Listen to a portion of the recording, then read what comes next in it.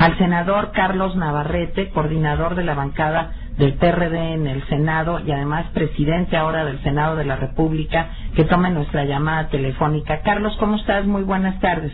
Hola, Tere, muy buenas tardes, gusto saludarte. A mí también, Carlos. Carlos, pues con mucho interés de conocer tu punto de vista sobre el paquete económico presentado por el gobierno federal, el famoso tema de gravar el consumo pues con un 2% generalizado, una especie de IVA disfrazado, entre otras muchas cosas. ¿Qué nos dices de esto, Carlos?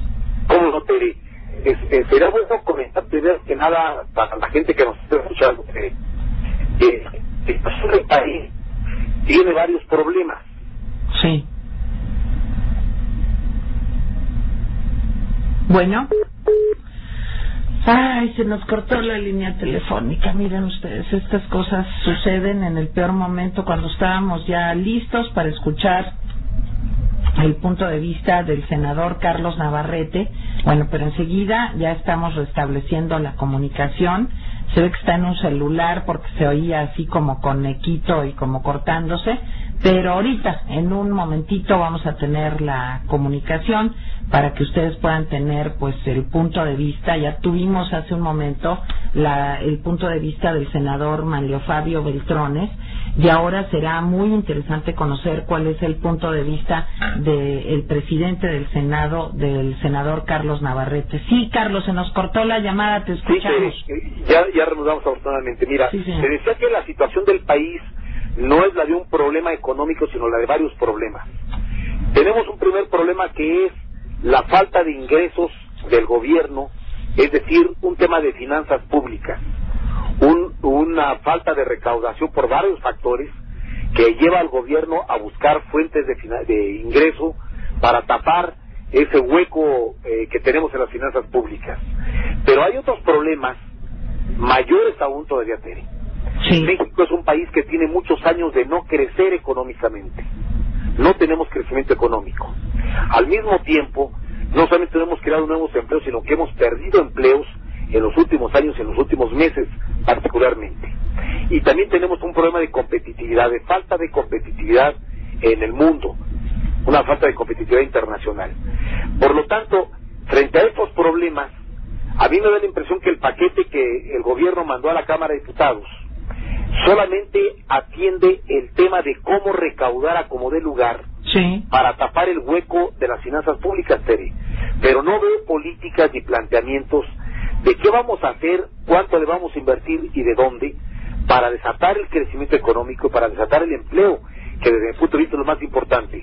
Y por lo tanto no puedo compartir el planteamiento general que dice, para que el gobierno no tenga problemas de ingresos, vamos a empezar a cobrarle a todos los celulares, vamos a empezar a cobrarles el telecable, vamos a subir un impuesto al consumo. Bueno, y las medicinas, Carlos, las medicinas y los alimentos, ¿verdad? Me parece que no es correcto, porque aplicar ese 2%, la verdad es que es un IVA disfrazado, tú lo dijiste bien. Sí. No es un impuesto alternativo, es un impuesto al consumo. Por cierto, los que tienen tasa cero pagarían 2%. Los que en la frontera pagan el 10 pagarían el 12, y los que pagamos el 15 pagaremos el 17. Así es.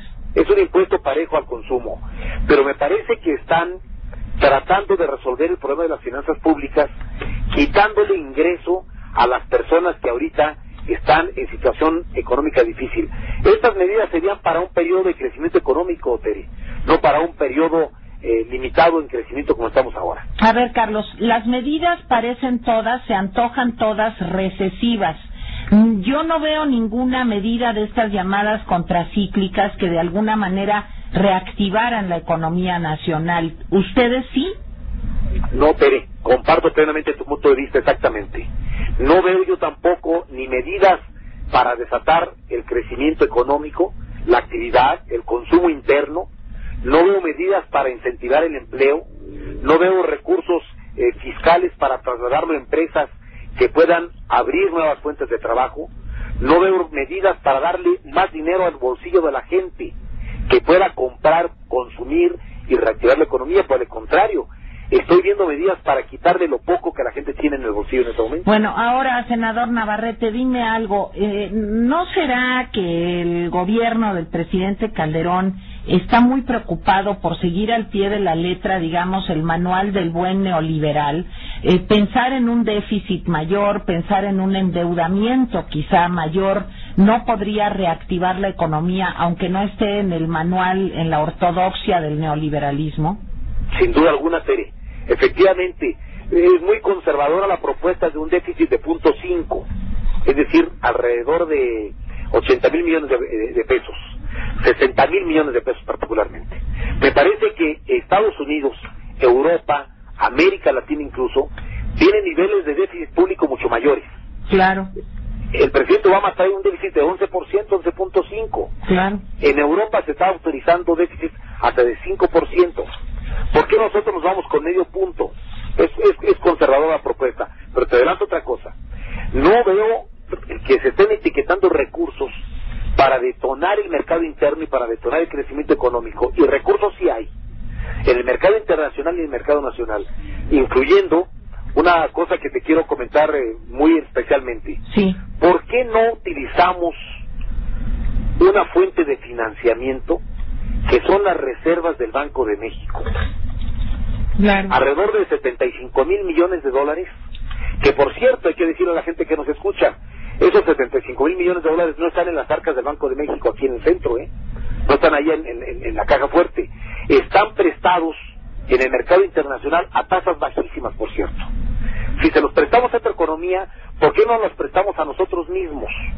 ¿Por qué no utilizamos recursos de esta naturaleza en lugar de pensar que podemos irnos sobre las reservas del Seguro Social o sobre los ahorros de los trabajadores? Oye, Carlos, nos quedan como 20 segundos porque ya se va a acabar mi programa, pero no puedo dejar de preguntarte, parecería así de entrada que debería de haber muchas coincidencias entre el punto de vista de ustedes en el PRD y el punto de vista del PRI. ¿Esto es así o no?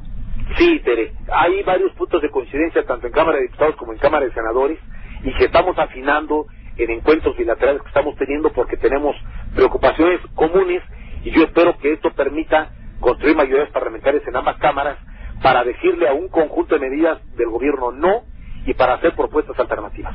Muy bien, pues senador Carlos Navarrete. Carlos, te agradezco muchísimo tu entrevista, de veras. Muchas gracias. Abrazo, saludos. Buenas tardes. Bueno, y muchísimas gracias a ustedes.